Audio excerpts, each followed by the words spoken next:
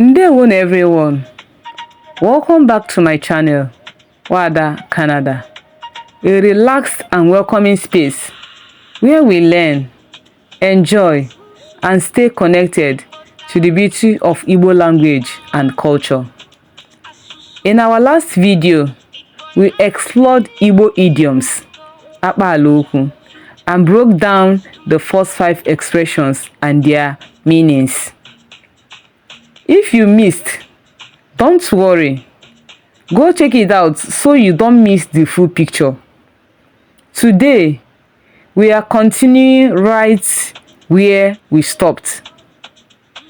We are diving into 5 more powerful Igbo idioms, numbers 6 to 10. And just like before, we will break them down in a simple way. So if you are ready, let's continue our journey into Akpaala Okwu Igbo. Kanyi bido. Let's begin. We say the Igbo idiom, the literal meaning, and the actual meaning. O kuru mmiri n'azụ. He poured water behind him.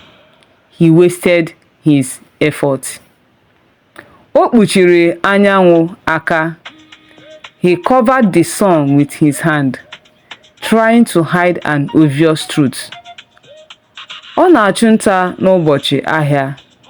He is hunting on a market day. His priorities are misplaced. Obi ya gbawara abụọ.